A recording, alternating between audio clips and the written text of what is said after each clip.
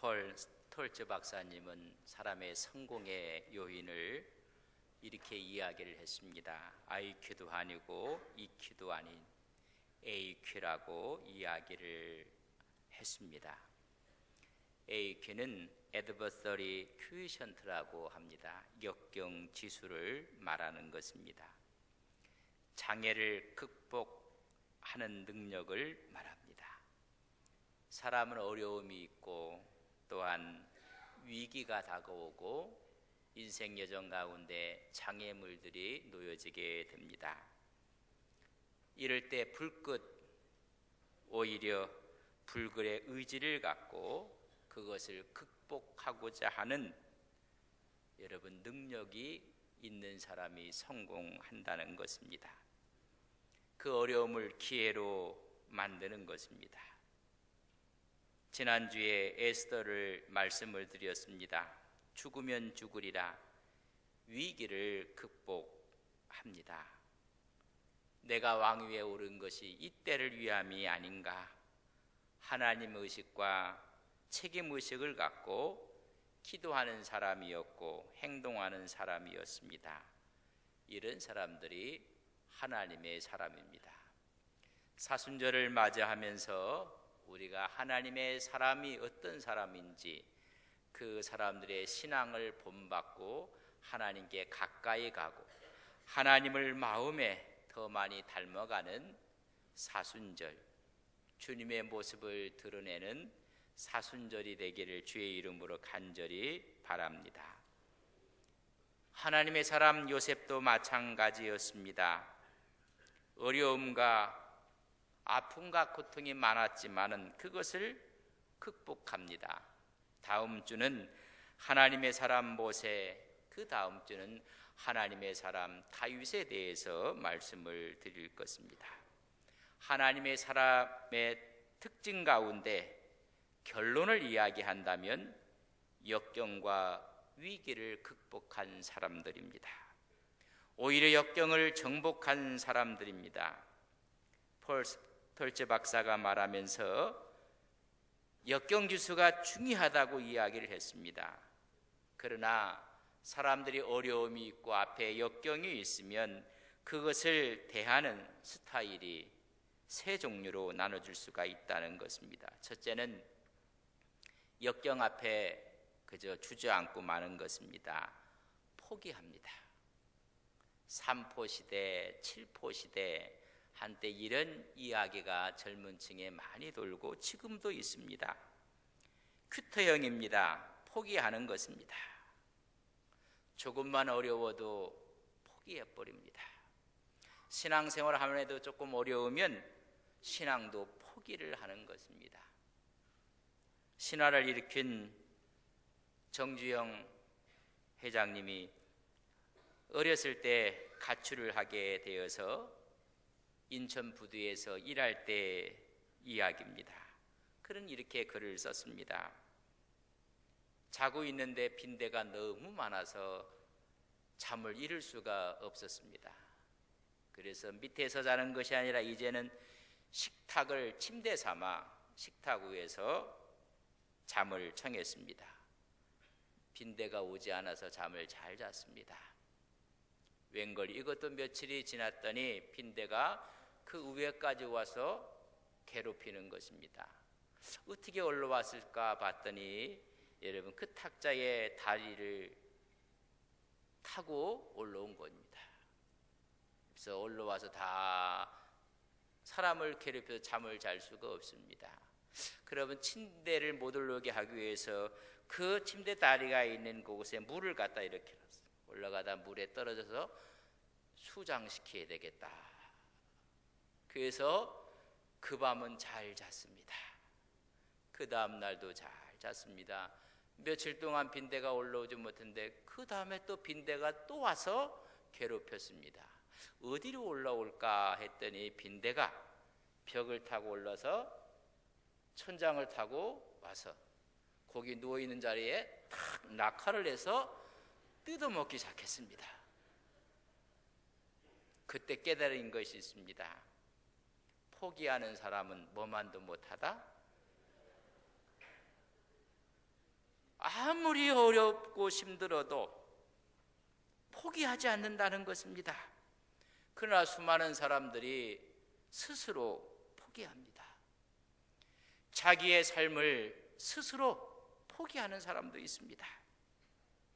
두 번째 사람은 역경에 오면 안주하는 사람이 있다고 했습니다. 현상 유지만 하려고 하는 사람, 캠퍼형이라고 했습니다.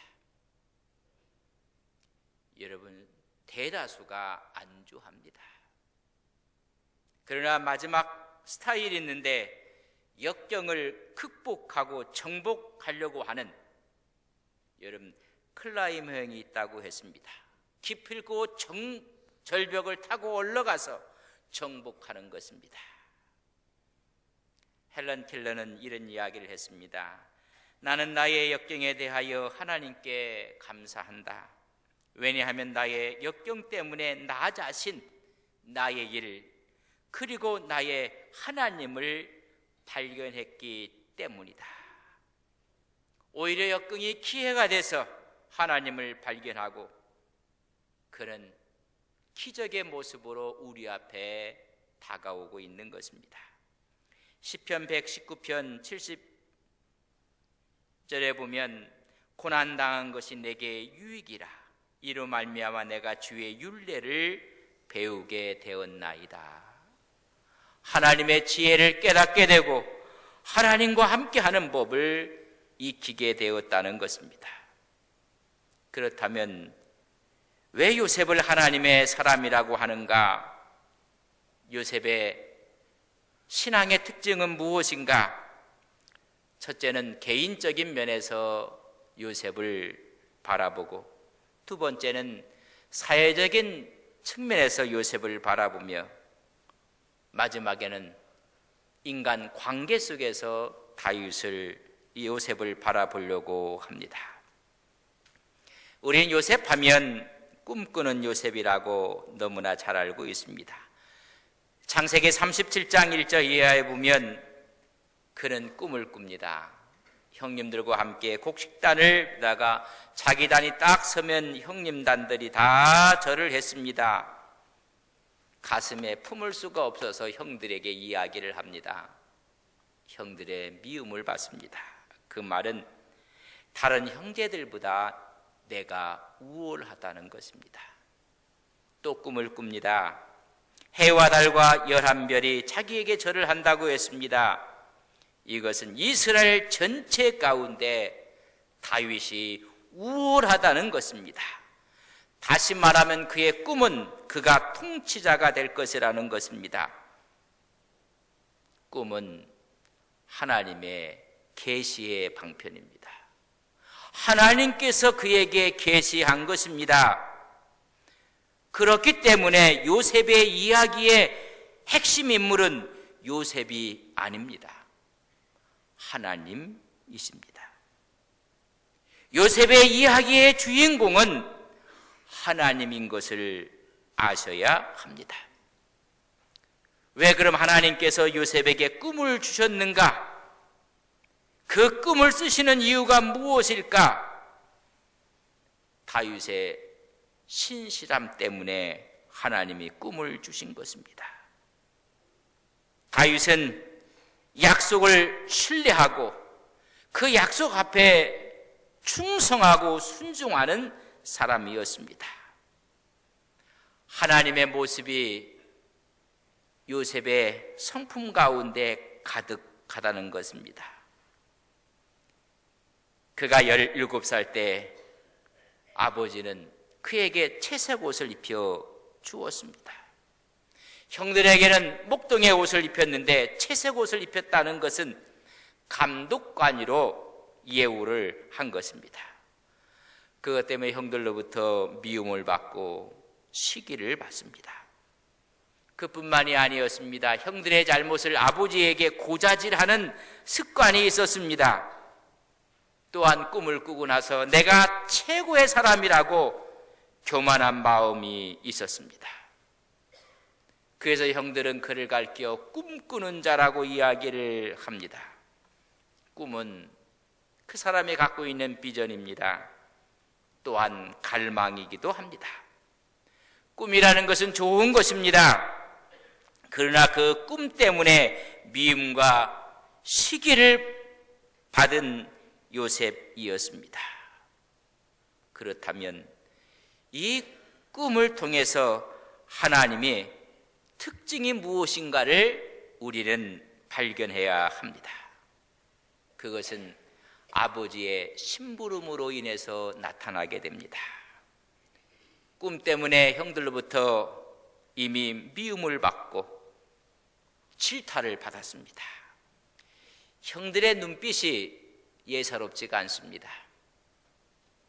우리가 입은 옷은 목동의 옷인데 동생이 입은 옷은 채색 옷이었습니다. 형들은 멀리 나가서 양을 치는데 요셉은 집에 채색 옷을 입고 있습니다. 형님들이 세겜에 가서 양을 칠 때였습니다. 아버지가 요셉을 부릅니다. 세겜에 좀 다녀오거라. 너희 형들이 잘 있는지 어떠한지 보고 와서 말하라고 심부름을 시킵니다. 헤브론에서 세겜까지 거리는 70km입니다. 그 당시에는 걸어서 가야 됩니다. 형님들을 보고 오라는 것입니다. 그의 나이 17살 때 이야기입니다. 형들의 눈빛이 좋지 않은 것은 요셉이 알고 있습니다. 그곳에 가면 형님들이 나를 어떻게 할지 두려운 것입니다. 그러나 아버지의 심부름이었기 때문에 그는 세겜으로 떠납니다. 두려움과 가고 싶지 않은 마음이었지만은 아버지가 이야기했기에 세겜까지 내려갑니다. 세겜에 도착해 보니 형님들이 없습니다. 성서는 이렇게 기록을 해주고 있습니다. 그곳에서 그가 방황했다고 이야기해주고 있습니다.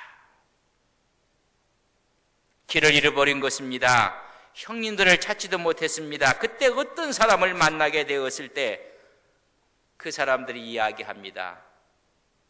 양을 치던 그 무리들이 저 도단까지 갔다고 이야기를 합니다. 도단은 더 북쪽으로 가야 됩니다. 이미 70km의 길을 걸어왔습니다. 세겜에 형님들이 없었습니다.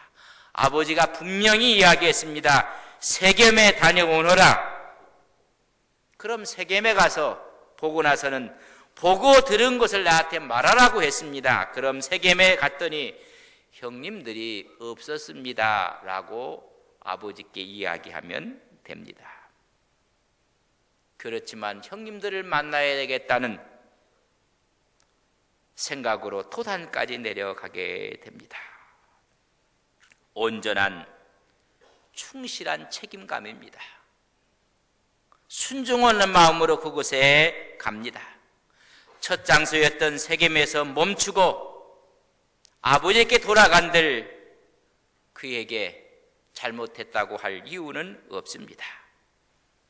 그렇지만 그의 강점이 있었습니다.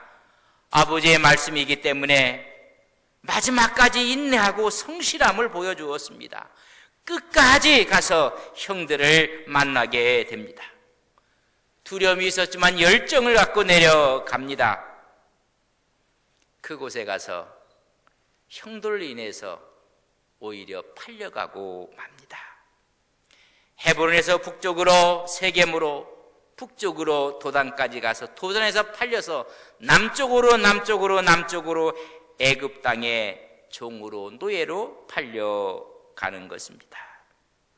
그러나 자신에게 주어진 책임을 끝까지 수행했습니다.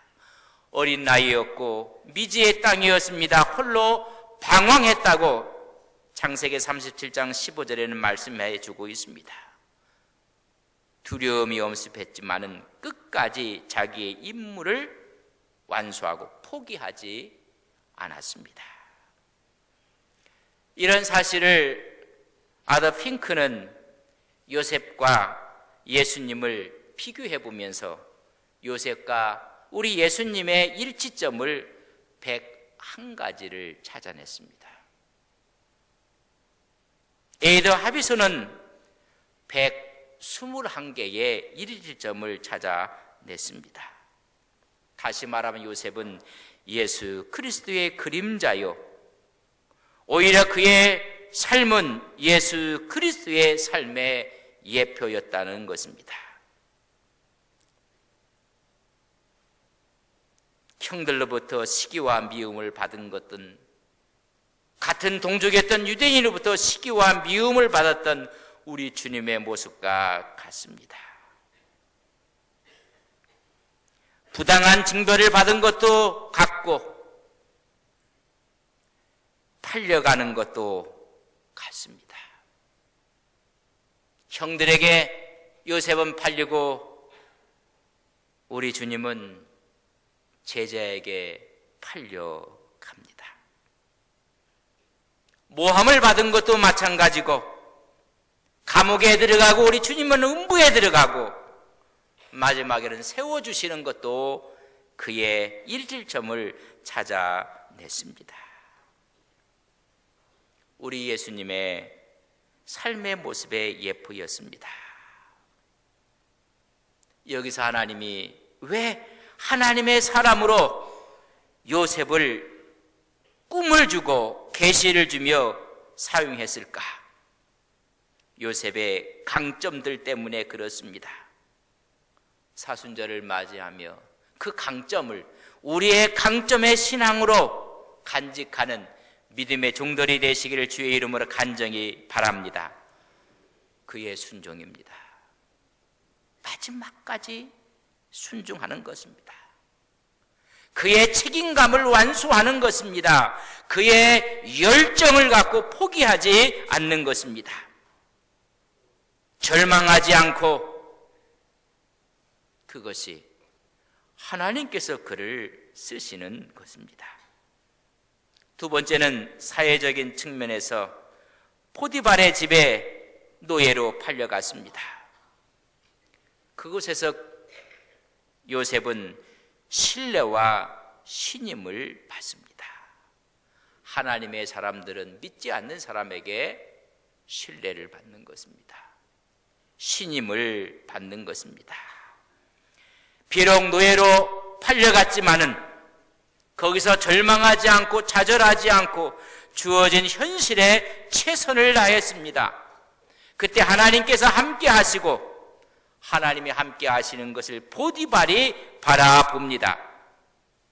그 집에 하나님께서 복을 주십니다. 신뢰받을 뿐만 아니라 가정 총무로 세우게 됩니다. 요셉은 채색 옷을 입었던 사람입니다. 그러나 포디발의 집에 가서는 종의 옷을 입었습니다. 이때 분노하지 않습니다. 원망하지 않습니다. 불평하지 않습니다. 사람들의 옷이 바뀌면 분노하고 원망하고 불평합니다. 채색 옷이 종의 옷으로 바뀌었음에도 불구하고 그는 봉사하고 섬김으로 훈련을 받습니다. 그곳에서 포디발의 아내의 유혹을 받을 때 거절하는 이유 때문에 요셉은 감옥에 들어갑니다. 이제는 채색 옷이 채수의 옷으로 바뀌었습니다. 그러나 그는 악의에 찬 고발을 하지 않습니다. 나는 희생물이라고 주장하지도 않습니다. 그곳에 가서 순종하는 법을 더 배우게 됩니다. 간수장의 은혜를 받게 되는 것입니다. 사실 요셉은 자기 주인에게 신실함, 성실한 이유 때문에 감옥에 들어간 것입니다. 철저하게 자기의 정욕을 조절할 수 있었기 때문에 감옥에 간 것입니다. 그곳에 가서 그는 어떤 말도 하지 않습니다. 언어를 조절할 수 있는 능력까지 갖게 되었습니다. 그곳에 가서 관리들과 다투거나 나는 보디발의 아내의 모함과 거짓말을 위해서 여기에 왔다고 폭로하지도 않습니다. 다시 말하면 요셉은 혀를 잘 조절하는, 관리하는 사람이었습니다. 언어는 그 사람의 영적인 수준을 나타냅니다. 야고보 3장 8절에 보면 혀는 능히 길들일 사람이 없나니 쉬지 아니하는 악이요 죽이는 독이 가득한 것이라. 여러분, 언어가 말이 사람을 죽이기도 하고 사람을 힘들게 하는 것입니다. 말에 실수가 없으면 그는 온전한 사람이라고 야고보 3장 2절과 3장 8절에 말씀해 주고 있는 것입니다.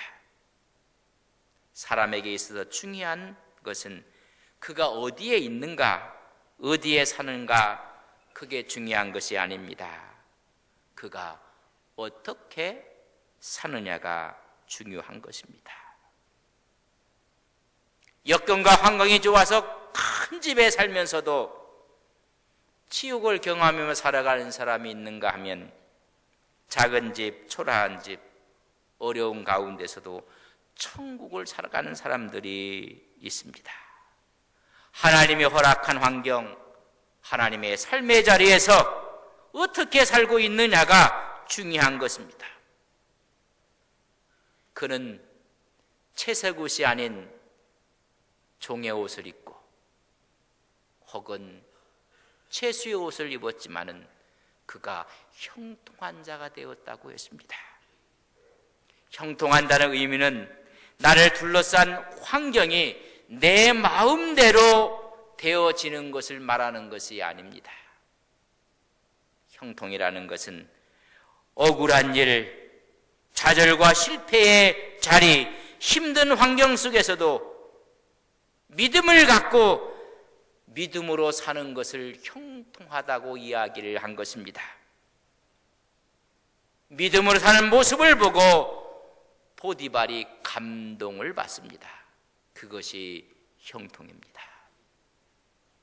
어려운 환경 가운데서도 믿음의 눈으로 바라고 믿음으로 응답할 때 그것이 보디발의 눈에는 형통이었습니다.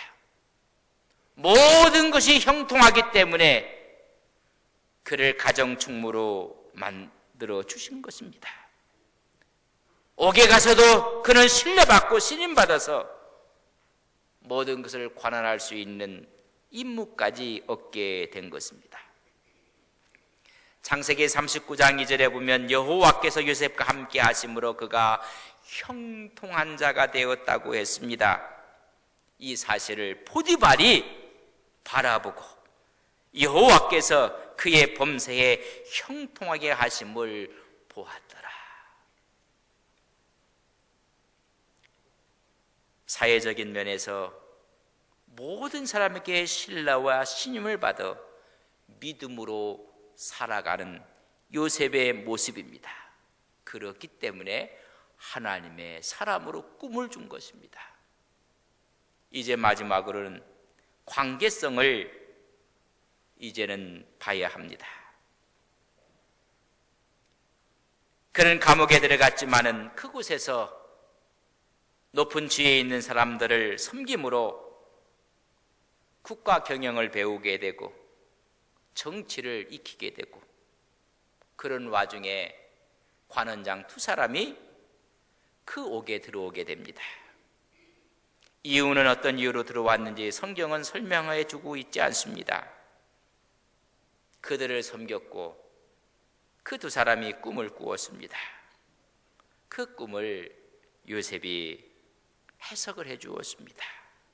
한 사람은 복직이 되고 한 사람은 죽었습니다. 복직이 되는 술 맡은 관원장에게 요셉이 부탁을 합니다. 나를 기억해달라.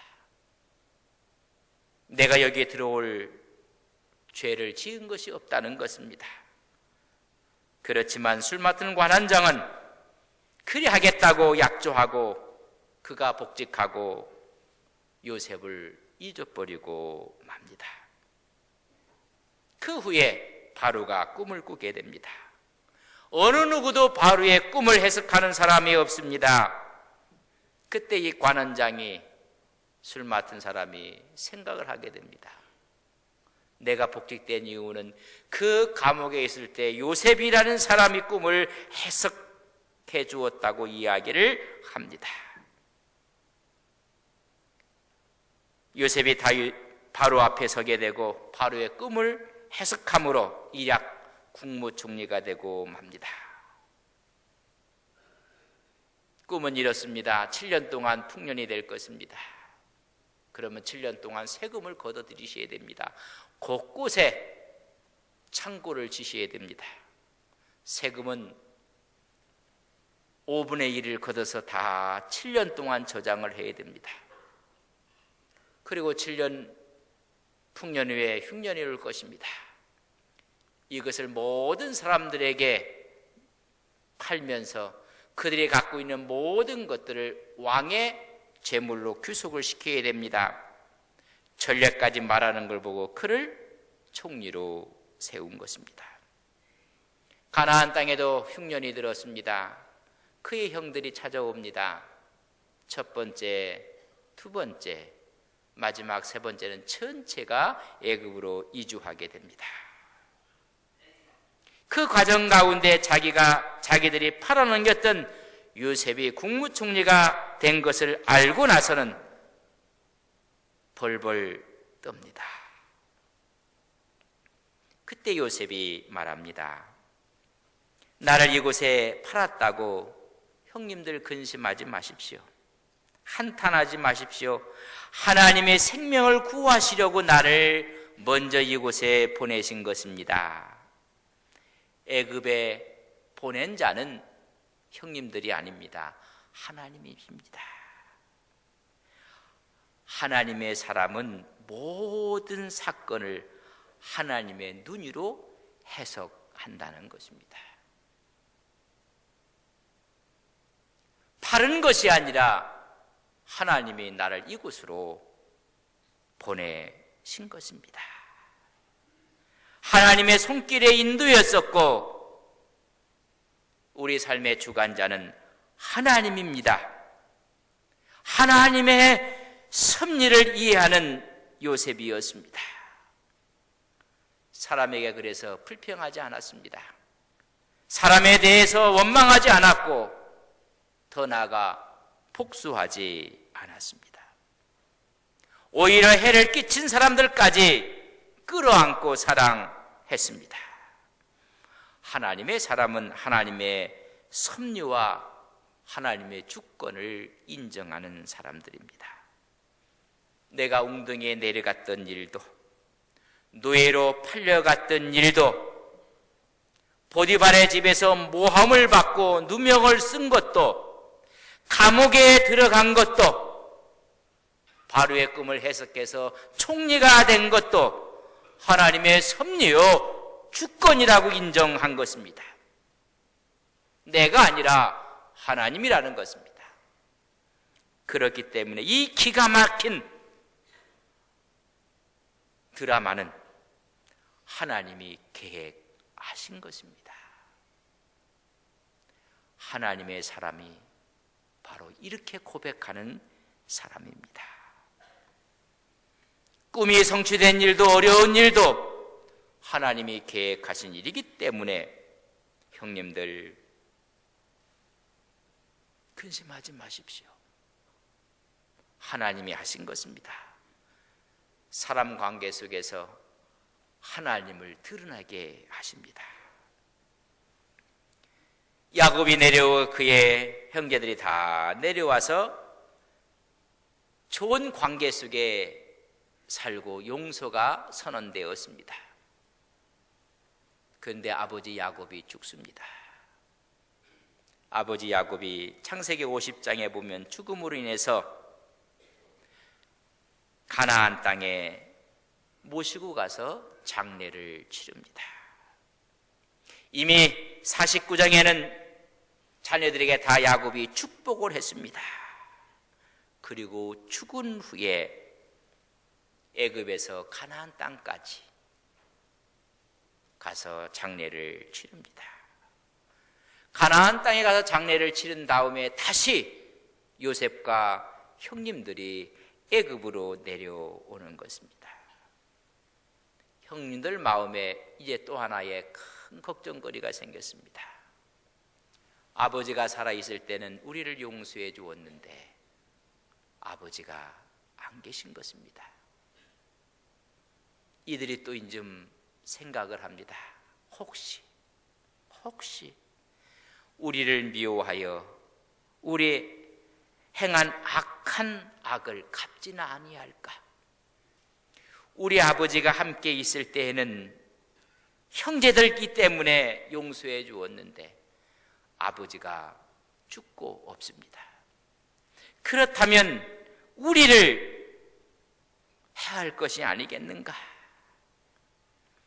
그들은 동생에게 가서 아버지를 생각해서 우리를 용서해 달라고 또 엎드립니다. 이때 요셉이 웁니다. 하나님의 사람의 모습은 어떠한가를 오늘 요셉을 통해서 우리에게 말해주고 있습니다. 내가 하나님을 대신하리까? 이미 하나님이 다 선의로 만들어 놓으셨는데 두려워하지 마십시오, 형님들. 이제 내가 형님들과 형님들의 자녀들을 내가 지키고 내가 양육하겠습니다. 하나님의 사람의 모습 속에는 다 하나님이 하셨다는 고백을 하는 사람들입니다. 여러분, 관계가 아름답습니다. 더 이상 제 의식을 가질 필요가 없습니다. 이미 형님들에 대한 잘못에 대한 것은 다 잊었다는 것입니다. 거기에 대해서 복수할 수도 없다는 것입니다. 우리 주님께서 우리의 모든 죄를 지시고 십자가상에서 여러분 구속의 죽음을 맞이하셨습니다. 다시 우리를 정죄할 일이 없습니다. 우리를 다 용서해 주셨습니다. 하나님의 자녀로 받아 주셨습니다. 이제 우리는 하나님의 사람들입니다. 하나님의 사람의 살로 살아가야 합니다. 하나님의 사람 요셉, 하나님의 사람 우리가 되어야 됩니다. 우리 옆에 있는 분과 함께 다시 우리 이야기를 하며 인사합시다. 당신이 하나님의 사람입니다.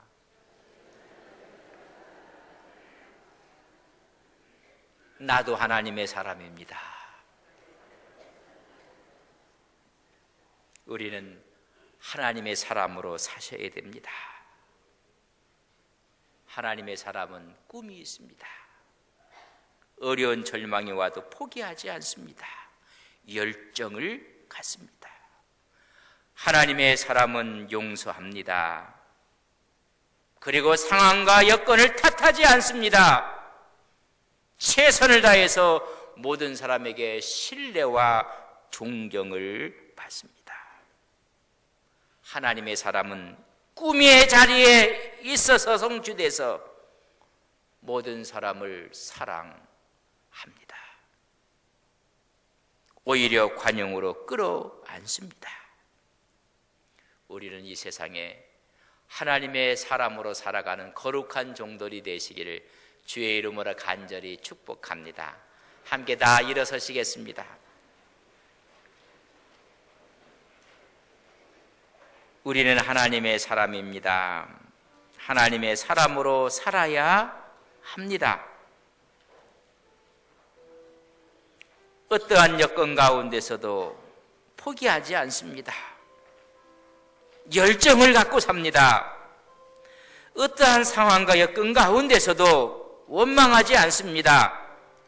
탓하지 않습니다. 채색 옷이 종의 옷으로 바뀌고 제수의 옷으로 바뀌어도 탓하지 않습니다.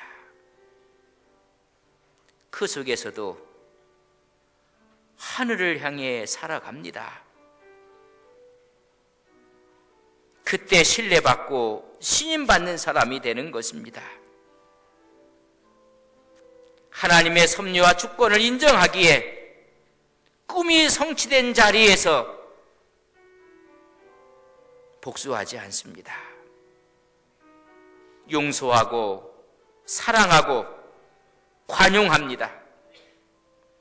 하나님의 사람 요셉의 모습입니다. 우리 주님의 모습이었습니다. 사순절을 지키며 우리가 주의 모습을 담게 하옵소서. 그런 신앙으로 무장하며 살게 하옵소서. 함께 기도합니다. 사랑하시는 아버지 하나님, 우리는 하나님의 사람입니다. 하나님의 일정을 알고 살아가는 거룩한 종들 되게 하옵소서. 하나님의 사람 요셉이 바로 우리가 하나님의 사람으로 살아가는 거룩한 역사가 있게 하옵소서. 역사하심이 임하게 하옵소서. 주여 축복하옵소서.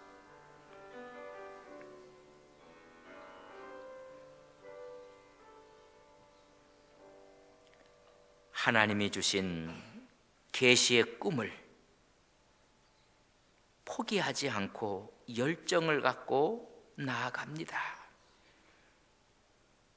채색 옷이 종의 옷이 되고 죄수의 옷이 돼도 원망과 불평이 아니라 그 자리에서 최선을 다해 하나님을 향해 걸어갑니다. 오히려 신뢰와 신임을 받습니다. 꿈이 성취된 자리에서도 아름다운 관계를 유지합니다. 사랑하고 용서하고 관용합니다. 바로 우리 주님의 모습이 요셉의 삶의 여정이었습니다. 우리도 하나님의 사람으로 살게 하옵소서. 우리가 하나님의 사람입니다. 하나님, 우리 마음 가운데 주의 영을 부어 주셔서 어떠한 형편, 어떠한 여건 가운데서도 믿음으로 사는 형통한 복이 있게 하옵소서. 예수님의 이름으로 기도 올리옵나이다. 아멘.